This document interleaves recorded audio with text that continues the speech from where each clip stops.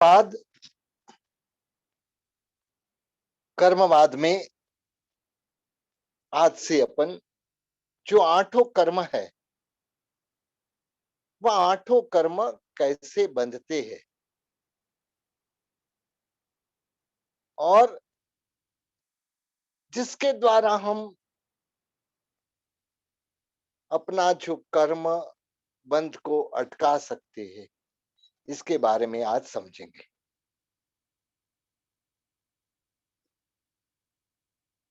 पहला कर्म है ज्ञानावरणीय कर्म। ज्ञानावरणीय कर्म के नाम से ही हमें पता लगता है जो कर्म ज्ञान का आवरण करता है, यानी आत्मा में रहा हुआ जो ज्ञान गुण, आत्मा में रहा हुआ जो ज्ञान गुण, उसका आवरण करना वाला जो कर्म है, मतलब वह ज्ञानावरणीय कर्म। ज्ञान, हमको ये तो पता है कि ज्ञान पांच है: मति ज्ञान, श्रुत ज्ञान, अवधि ज्ञान, मनः पर्यव ज्ञान और केवल ज्ञान। और ये पांचों ज्ञानों को आवरण करने वाला जो कर्म है वह ज्ञानावरणीय कर्म है। यानी मति ज्ञान को आवरण करने वाला मति ज्ञानावरणीय कर्म है। श्रुत ज्ञान को आवरण करने वाला श्रुत ज्ञानावरणीय कर्म है। अवधि ज्ञान को आवरण करने वाला अवधि ज्ञानावरणीय कर्म है। मनः पर्यव ज्ञान को आवरण करने वाला मनः पर्यव ज्ञानावरणीय कर्म है। और केवल ज्ञान को आवरण करने वाला केवल ज्ञानावरणीय कर्म है। अभी आवरण यानी क्या मतलब, एक सामान्य एग्जाम्पल से समझेंगे। जैसे कि एक फानस है, दीपक है, दीपक के ऊपर चारों ओर प्रकाश उसका फैल रहा है। मतलब यदि उसके ऊपर पतला कपड़ा हम रखे, दीपक को ढक दे पतला कपड़ा से, तो होगा क्या कि जो प्रकाश है मतलब वह थोड़ा कम हो जाएगा। जैसे कि हम मलमल का कपड़ा रखा मतलब उसके ऊपर, वो फानस के ऊपर, तो ये फानस के ऊपर जो मलमल का कपड़ा रखा तो जो दीपक का प्रकाश था उससे थोड़ा कम हो जाएगा। वो जो मलमल का कपड़ा की जगह मतलब और उससे थोड़ा मोटा कपड़ा रखे तो जो यह दीपक का प्रकाश है मतलब उससे भी थोड़ा कम हो जाएगा। ऐसे मतलब उससे भी मोटा खादी का कपड़ा रखे मतलब तो प्रकाश नहीं के बराबर होगा मतलब। और उसके ऊपर और दो तीन ऐसे खादी के कपड़े रखे तब प्रकाश एकदम बंद ही हो जाएगा, प्रकाश बिल्कुल नहीं आएगा। तो इस तरह से हमारी आत्मा में रहा हुआ जो ज्ञान गुण है मतलब हर एक की आत्मा, चाहे हमारी आत्मा हो, चाहे निगोद के जीव की आत्मा हो, चाहे कोई भी आत्मा, उसमें मतलब हर एक के आत्मा के अंदर अनंत ज्ञान गुण रहा हुआ है। अनंत ज्ञान गुण जो हर एक के आत्मा में है, लेकिन हमको दिखता क्यों नहीं? हमारे में इतना अनंत ज्ञान है मतलब, लेकिन हमें दिखता क्यों?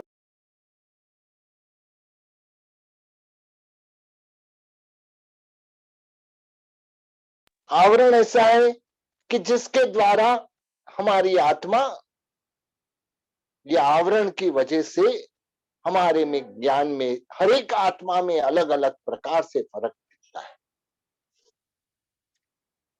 क्योंकि हम देखेंगे एक क्लास में टीचर सबको पढ़ाती, एक समान पढ़ाती है, क्लास में 50 स्टूडेंट है, लेकिन 50 स्टूडेंट फर्स्ट रैंक नहीं आते हैं।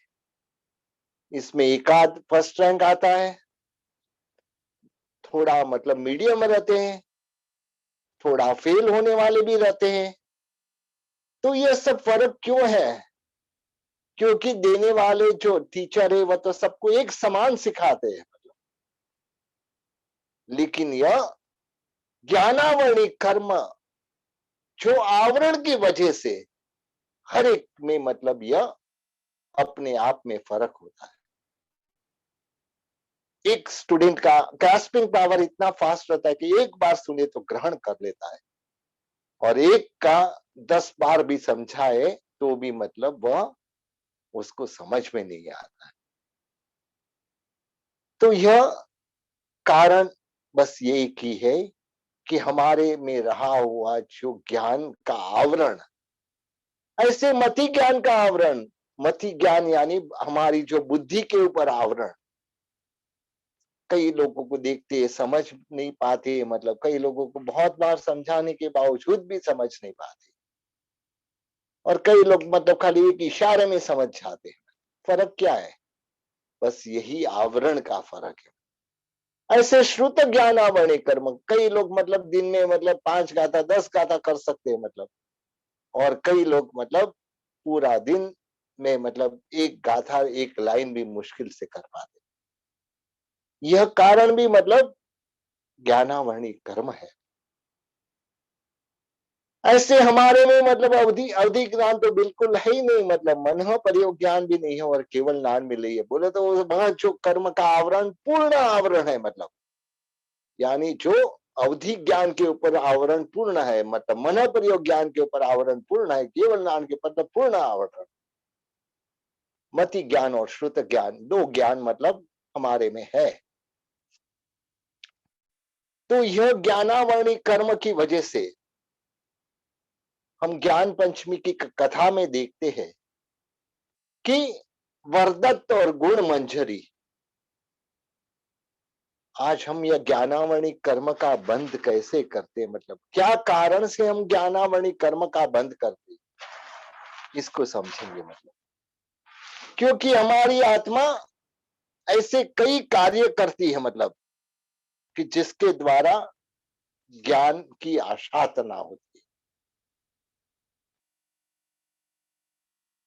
ज्ञान और ज्ञानी का अविनय करना सबसे पहला, कि जिससे ज्ञानावरणीय कर्म बनता है, मतलब ज्ञान और ज्ञानी का अभिनय करना सामने हम हमारे चित्र में मतलब दिखाई देता है।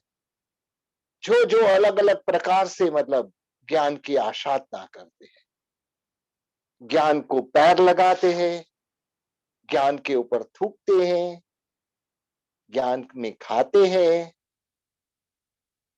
विविध प्रकार से ज्ञान की आशाधना करते। तो ये ज्ञान और ज्ञानी की आशाधना, उसके साथ जो जिसके पास ज्ञान है, जिसके पास ज्ञान ग्रहण करना है, मतलब हमारे से जो ज्यादा ज्ञानी है, मतलब उसकी आशाधना नहीं। साथ में ज्ञान की जो पुस्तक वगैरह है, जो ज्ञान की सामग्री है, ज्ञान की वस्तु है, मतलब वह ज्ञान को नीचे के स्थान पे नहीं रखना चाहिए, हमेशा ऊपर के स्थान में रखना चाहिए। तीसरा, ज्ञान की जो चीज है उसको तोड़ना फोड़ना नहीं चाहिए, मतलब और ज्ञान को की चीज का बहुमान नहीं करना, जैसे कि जलाना, फेंकना, फाड़ना, मतलब यह सारी वस्तु, कई सारी वस्तु हम करते हैं मतलब रोज, लेकिन यह समझने के बाद हम इसमें मतलब हमारा विवेक रखे, मतलब और साथ में जब काल वेला है, मतलब जो अकाल कहा गया है, मतलब उस काल वेला में पढ़ना, तो वह भी ज्ञान की आशाधना होती है। हमारी आत्मा ये सारी अनेक प्रकार की आशाधना करती है, मतलब जिसके द्वारा हमारी आत्मा ज्ञानावरणी कर्म का बंद करती है। गुरु की आशाधना कैसे करते हैं, मतलब गुरु की शरीर को स्पर्श करना, मतलब कुछ ऐसे तो गुरु के कपड़े को भी स्पर्श करने का नहीं है, मतलब जो भी ज्ञान की सामग्री है उसको थूक लगाना, मतलब गुरु की आज्ञा नहीं मानना, मतलब वह उत्कृष्ट आशातना है गुरु की। मतलब उल्टा जवाब देना, अपमान करना, देव गुरु धर्म की आशातना करना। और इसके द्वारा हमारा ज्ञानावरणी कर्म तो बढ़ता है, हमारा संसार भी मतलब बढ़ता है। तो इस तरह से यह सारी बात, जैसे कि मतलब क्लास चल रहा हो, चाहे पाठशाला हो, चाहे गुरु भगवंत का व्याख्यान हो, समय के बाद आना, मतलब वह भी एक प्रकार के ज्ञान के कारण के बगैर, मतलब चलो किसी का कारण हो गया, मतलब थोड़ा लेट हो गया, वह बात अलग हो गई, मतलब लेकिन कारण के बगैर मतलब लेट पहुंचे, मतलब तो वह भी आशातना है। और जल्दी जल्दी मतलब वहां से निकल जाए तो भी आशातना होती है। बाकी की कई आशातना हम हमारे जीवन में, हमारी रूटीन में आ गया।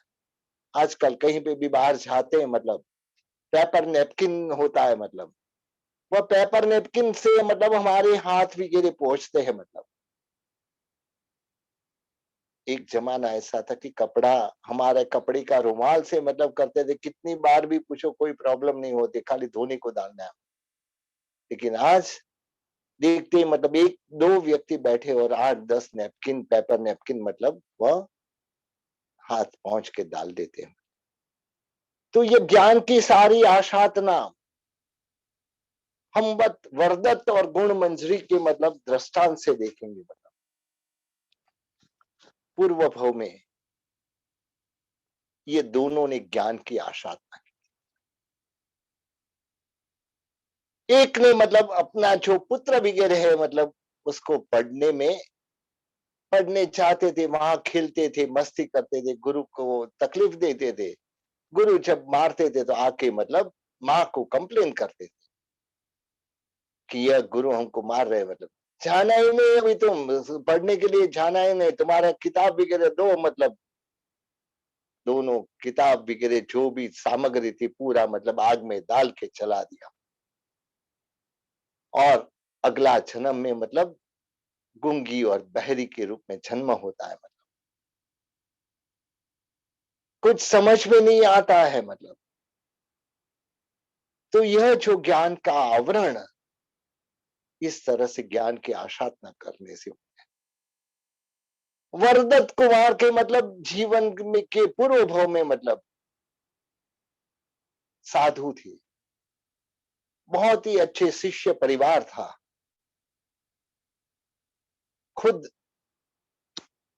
अच्छा ज्ञान संपादन किया था। दो भाई साथ में दीक्षा ली थी, मतलब बड़ा भाई जिसको कुछ ज्ञान नहीं चढ़ता था तो वह मतलब अपने हिसाब से जो काम करना है करता था, बाकी के समय अपना सोने में पसार करता था।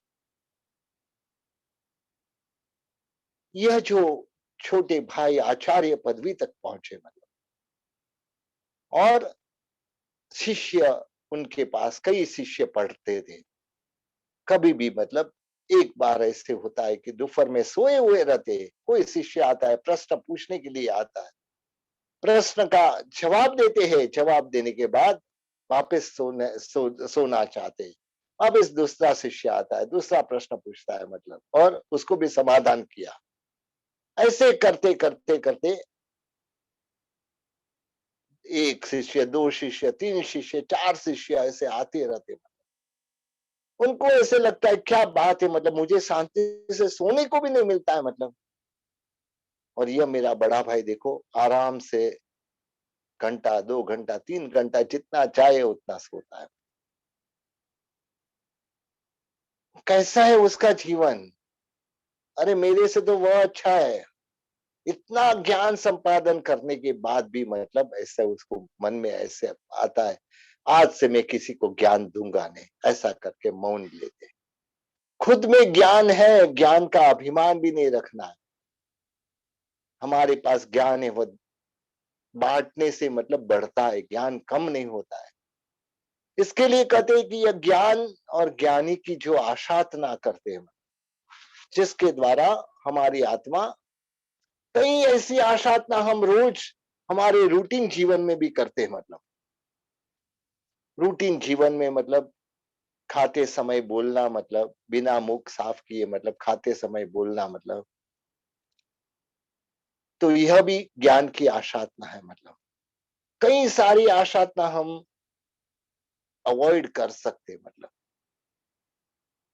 आजकल पेपर प्लेट्स का भी इतना बढ़ावा हो गया है, मतलब पेपर प्लेट्स, तो यह सब चीज भी मतलब हमारे रूटीन लाइफ से मतलब कम कर सकते हैं। मतलब जिसके द्वारा हम ज्ञान की आशातना से बच से, उससे भी आगे मतलब हमारा जो सूत्र बोलने का रहता है, मतलब सूत्र का मतलब उस समय भी हमको खास ख्याल रखना पड़ता है। मतलब सूत्र बोलते वक्त हम एक सूत्र में दूसरा सूत्र मिक्स नहीं हो जाए, इसका ख्याल रखना है। क्योंकि हम कभी कभी हमारा दिमाग कहाँ घूमते रहता है, मतलब उस समय एक सूत्र में दूसरा सूत्र मिक्स हो जाता है। मतलब सूत्र का उच्चारण अशुद्ध नहीं करना चाहिए। मतलब क्योंकि एक काना मात्र की भी गलती मतलब हमको अतिचार लगती है। मतलब जिसकी वजह से सूत्र का उच्चारण सही करना चाहिए। सूत्र के अक्षर भी कम नहीं बोलने चाहिए या ज्यादा भी नहीं बोलने चाहिए, जिसमें जितने अक्षर है उतना ही मतलब बोलना चाहिए। सूत्र अपने पद के सहित बोलने चाहिए। मतलब जो पद जहां पूरा होता है, इसका हमको ख्याल रखना चाहिए।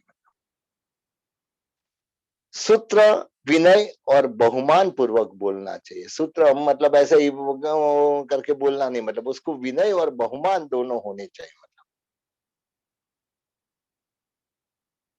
और रस्वाई दीर्घाई जो भी मतलब आता है उसको सही उच्चारण करना चाहिए। और ये गाथा भी गुरु मुख से लेके, मतलब जैसे गुरु ने उच्चारण किया इसी प्रकार से हमको उच्चारण सीखना चाहिए। अकाल में मतलब स्वाध्याय नहीं करना चाहिए। जब काल वेला बोलते हैं ना, मतलब उसमें स्वाध्याय नहीं करना चाहिए। स्वाध्याय भी योग्य समय पे करना चाहिए। मतलब जूते पहने हुए तब सूत्र बोलना नहीं चाहिए। मतलब सूत्र का उच्चारण नहीं करना है। मतलब जब हम जूता पहना हुआ है, चप्पल पहना हुआ है, तब मतलब सूत्र का उच्चारण नहीं करना है। मतलब तो इस तरह से मतलब कई प्रकार से हमारी आत्मा यह सूत्र का विनय वगैरह भी, सूत्र का विनय भी करना चाहिए। मतलब हमेशा बोलते वक्त सामायिक वगैरह में है, प्रतिक्रमण वगैरह में मुपत्ति का उपयोग करके बोलना चाहिए। मुपत्ति के बगैर हम एक शब्द भी नहीं बोलना चाहिए। मतलब और ऐसे चिल्लाकर भी सूत्र नहीं बोलने चाहिए। हम यदि चिल्ला के सूत्र बोलते दूसरे को डिस्टरबेंस होती है तो भी हमको दोष लगता है। मतलब ऐसे गुनगुना के अस्पष्ट ऐसे सूत्र नहीं बोलने चाहिए। ऐसे नींद में है तभी भी मतलब हम ये सूत्र बोलने नहीं चाहिए। मतलब अनादर से भी सूत्र बोलने नहीं चाहिए। गाथा भी विनय से लेनी चाहिए और गाथा को बरोबर याद करनी चाहिए। इस तरह से कई प्रकार से हमारी आत्मा यह ज्ञानावरणीय कर्म से बच सकती है। मतलब ज्ञानावरणीय कर्म के बंध से बच सकती है। और इससे फायदा क्या होगा? आजकल तो मतलब हम कई लोगों को बोलते भाई पढ़ो ना, मतलब पढ़ाई करो, नहीं नहीं हमको तो चढ़ता ही नहीं है। अरे ऐसा कोई चीज नहीं है मतलब जो हमको नहीं चढ़ सकता है। हमारी कोशिश नहीं, हमारा प्रमाद इतना जबरदस्त है कि जिसकी वजह से हम पढ़ते नहीं है। मतलब कई लोग मेरे पास ऐसे लोग हैं कि जो 60-60 70-70 साल में भी मतलब कई सारे सूत्र पक्के करते हैं। मतलब तो इसका कारण क्या है? मतलब खुद का प्रमाद का त्याग किया तब वह कर सकते हैं। मतलब तो इस तरह से हमारे जीवन में भी यह ज्ञान के प्रति बहुमान मैंने मतलब ग्रुप में डाला है कि अब मतलब लॉकडाउन का समय चल रहा है। मतलब पूरा भारत भर में या कहीं ना कहीं तो लॉकडाउन कैसे चल रहा है, मतलब उस समय हमारे लिए श्रेष्ठ काम यह है कि मतलब स्वाध्याय करना, स्वाध्याय करना। और उसमें भी मतलब अभी आजकल नवकार मंत्र की पुस्तक मतलब यहाँ अवेलेबल है हमारे पास, एक भाग्यशाली की तरफ से मतलब सब पुस्तक जिसको भी चाहिए वह मतलब अवेलेबल है। तो यह नवकार मंत्र कितनी बार हम लिख सकते हैं? रोज रोज कम से कम 14 बार लिखना है, मतलब तो ऐसे करते करते 1008 बार नवकार मंत्र लिखना है। और इसके प्रति बहुमान, नवकार मंत्र के प्रति बहुमान बस एक ही बात, पूरे विश्व में शांति हो जाए। ये नवकार मंत्र ऐसा मंत्र है कि जो पढ़मम हवई मंगलम, पहला मंगल के रूप में है, मतलब सर्व पाप प्रणासनो, सर्व पाप का नाश करने वाला है, मतलब तो ऐसा नवकार मंत्र के द्वारा हमारे जीवन में भी ये नवकार मंत्र रोज शुद्ध रूप से लिखना, किताब में देख के पहले लिखना, मतलब धीरे धीरे प्रैक्टिस हो जाए, कोई मिस्टेक नहीं रहे तो मतलब देखे बगैर, मतलब दिन में मिनिमम 14 बार, उससे ज्यादा लिखना है अपनी कैपेसिटी है लिख सकते हैं, मतलब लेकिन मिनिमम 14 बार यह नवकार मंत्र लिखना है। तो किसी को भी किताब चाहिए तो यहाँ मिल सकेंगे, मतलब तो इस तरह से यह लॉकडाउन का पीरियड को भी हम मतलब हमारे ज्ञान का जो लॉकडाउन खोलने के लिए उपयोग कर सकते हैं, मतलब उसके सिवाय हमारे पास पढ़ने का समय है आजकल। चलो डायरेक्ट पाठशाला नहीं होती है, लेकिन ऑनलाइन पाठशाला में भी मतलब भाग लेके हमको अभ्यास करना चाहिए। तो इस तरह से यह हमारी आत्मा ये ज्ञानावरणी कर्म का बंद करती है, जिसकी वजह से हमारी बुद्धि कम होती है, मतलब याद नहीं रहता है, मतलब कई बोलते कि भाई कितने टाइम पढ़ता हो लेकिन मुझे याद नहीं रहता है, मतलब तो यह भी ज्ञानावरणी कर्म, ज्ञान का बहुमान करना चालू कर दो, यह सब चीज याद रह जाएंगे। तो इस तरह से हमारे जीवन में ये ज्ञानावरणी कर्म को दूर करने से आत्मा का जो अनंत ज्ञान गुण है मतलब वह प्रकट होगा। अरे कोशिश करने से मतलब हमारे मास्तुस मुनि की बात आती है, मतलब गुरु भगवंत ने मतलब दो शब्द दिए, मारुष मातुष। गुरु भगवान ने देखा कि ये पढ़ नहीं पाते, मतलब पूर्व में ऐसे ज्ञानावरणी कर्म बंद करके आए, खाली दो शब्द का अर्थ समझाया कि मारुष मातुष। मारुष, मारुष यानी किसके ऊपर बहुत खुश नहीं होना, और मातुष यानी किसके ऊपर मतलब गुस्सा नहीं करना। दो चीज उनको समझाई और बोला कि लाओ जाओ पक्का करके जाओ। करते करते करते 12 साल गुरु भगवंत भी मतलब थके नहीं, मतलब शिष्य भी मतलब रोज गाथा देने आता है, रोज मारुष मातुष की जगह मास्तुस मास्तुस बोलता है।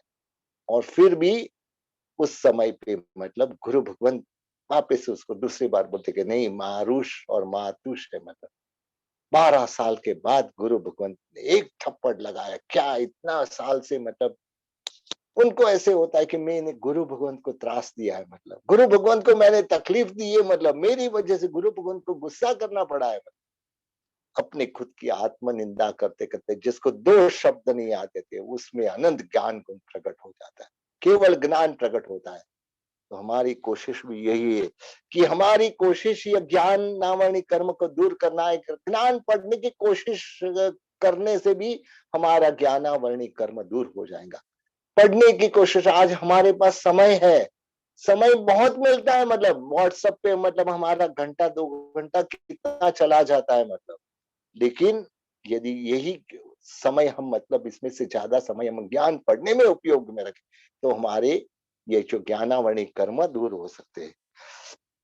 यहाँ हम जो कर्मवाद की कथा में मतलब हम पहुंचे, मतलब देद शाह, जो पेथर शाह की कथा है जिसमें देद शाह उनके पिताजी वह गांव छोड़ के जा रहे, मतलब खाना नहीं मिलता है, 3 3 दिन तक रास्ते में कुछ ज्यादा खाना नहीं मिलता है। और वहां एक योगी के दर्शन होते हैं, उनको लगता है कि मतलब बस मैं इनकी सेवा करूं, मैं इनकी सेवा करूं और सेवा से मतलब जो भी होगा मतलब मुझे आशीर्वाद मिलेंगे, मतलब जिसके द्वारा मेरा जीवन कुछ पटरी पे आ सकता है। और उन्होंने मतलब 3 दिन तक निरंतर यह जो सन्यासी थे मतलब जो योगी पुरुष थे मतलब उनकी सेवा की, मतलब सेवा करते करते तीसरा दिन पूरा होता है। चौथी सुबह योगी ने आंख खोली, मतलब ध्यान मग्न थे मतलब। और उन्होंने मतलब देखा सामने एक भक्त उनकी सेवा कर रहा है। बोला भाई क्या बात है, मतलब सेवा कर रहा हो तुम, मेरा 3 दिन से निरंतर सेवा कर रहे हो मतलब। शरीर क्रुश हो गया था, 3 दिन से खाना नहीं, मतलब रास्ते में भी मतलब कुछ खाने का ठिकाना नहीं था मतलब। पूछते कारण क्या है मतलब। देव शाह बोलते हैं मतलब क्या करूं योगी राज, मेरे घर में गरीबी है मतलब। मेरे पिताजी इतने श्रीमंत थे मतलब, गांव में उनका नाम था। मेरा बचपन भी मतलब बहुत अच्छी तरह से मतलब धन साहिबी में गया है। लेकिन जैसे ही मेरे पिता ने विदाई ली मतलब हमारे घर से धन संपत्ति भी चली गई। और मेरे जीवन में मतलब मेरा भाग्य मुझे ऐसा लगता है कि सो गया है। उसके लिए मैं गांव छोड़ के मतलब निकला हूं। और और पुण्य, मेरे पुण्य झाड़ते कि आपके दर्शन मुझे इस समय पे हुए।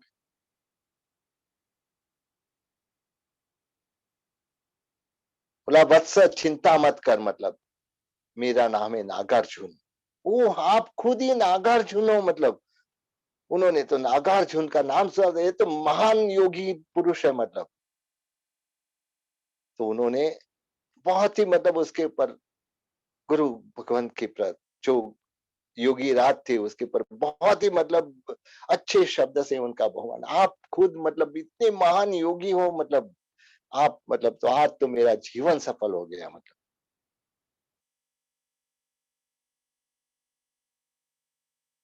योगी राजपूत थे, तेरा जीवन के बारे में मुझे बता, लेकिन मुझे ऐसा लग रहा है कि तू मतलब अशक्त हो गया है। खाना तो बोलता है सही बात है, आपकी बात सही है मतलब मैं 3 दिन से तो कुछ खाया नहीं हूँ मतलब, रास्ते में भी मतलब मुझे कुछ मिला नहीं मतलब, तो करीबन मेरे 6 उपवास इतना हुआ है मतलब।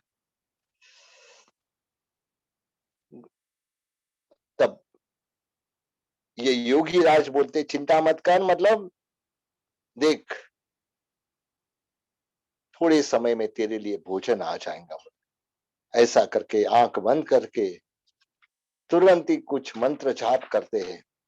और एक देव प्रकट होता है, उनको बोलते कुछ इशारा करते हैं और वह देव चला जाता है। थोड़े समय में मतलब आकाश में से एक थाल उसके पास आता है और वहां आके स्थिर हो जाता है।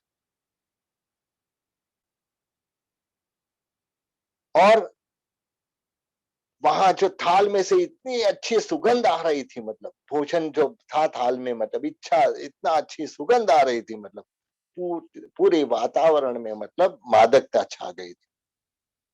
कहा योगी राम ने, ले वत्स ये खा ले मतलब। लेकिन जिसके जीवन में कुछ ना कुछ प्रिंसिपल रहता है वह देव शाह बोलता है मुझे ये किसका मतलब थाल है मतलब मुझे मालूम नहीं है मतलब, मैं मतलब ऐसे अनजाना थाल में खाता नहीं हूं मतलब। मेरे से कैसे मैं ऐसा थाल किसका थाल है मतलब वो मुझे मालूम नहीं, तो मैं कैसे खा सकता हूँ। मेरा अणहक का मैं मतलब मैं कभी खाता नहीं हूँ मतलब, मैं अणहक का कभी मेरा जो हक नहीं है ऐसा कुछ चीज मैं लेता नहीं हूँ मतलब। योगी राज मनोमन सोच रहा है कि इतने मतलब आपत्ति में रहा हुआ यह व्यक्ति फिर भी अपना प्रिंसिपल नहीं छोड़ रहा है मतलब। तो सही में इसका यह सही मतलब व्यक्ति है जिसको मैं ढूंढ रहा हूं। योगी राज मनोमन ऐसा विचार कर रहे हैं मतलब कि मैं जो व्यक्ति को ढूंढना चाहता हूं यह व्यक्ति बरोबर है मतलब। कहा मतलब एक 2 मिनट ठहर, मतलब मैं ये थाल किसका है, मतलब क्या है, मतलब तुझे तपास करके बोलता हूँ। तुरंत ही मतलब नागार्जुन योगी ने मतलब आंख बंद कर दी, मतलब और किसी के साथ वार्तालाप हुआ, और थोड़े समय में मतलब स्मिथ के साथ करने लगे, मतलब ये थाल किसका है तुझे जानना है ना, मतलब ये नांदुरी नगरी के नाग श्रेष्ठी जो वहां के है, मतलब उसने मतलब अपनी गोत्र देवी के पास रखा हुआ ये भोजन थाल, तू इसको खा ले, मतलब इसमें जरा भी मतलब मेरी बात में कोई भी मतलब फर्क नहीं। ओह, नांदुरी नगरी ये तो मेरा खुद का वतन है, मतलब और जो वहां के 5 नकार में मतलब एक तो आप नागार्जुन योगी, एक मतलब यह जो सेठ नाग श्रेष्ठी, मतलब ओ हो क्या बात है, मतलब मेरी जन्मभूमि का भोजन थाल मेरे सामने आया है, और आपने जैसे आपकी आज्ञा से मैं इसको खाता हूं, मतलब जैसे ही खाया, मतलब भूख का दुख दूर हो गया, मतलब शरीर में इससे भी थोड़ी स्वस्थता आई, मतलब और योगी को उसने करुणा मूर्ति के रूप में देखता है, मतलब योगी उसको पूछता है, मतलब तेरा पूर्व परिचय दे, तूने अभी का तो तेरा परिचय दिया, मतलब तेरा पूर्व परिचय। अरे मेरा परिचय में मतलब क्या परिचय है, मतलब मैं यही नांदुरी नगरी का रहने वाला हूं, मतलब मेरा पिता श्री पद्म नामक श्रेष्ठ थे, मतलब और हमारी धनिकता की साक्षी के रूप में हमारे महल पर ध्वजाएं, कितने सारी ध्वजाएं फरकती थी, मतलब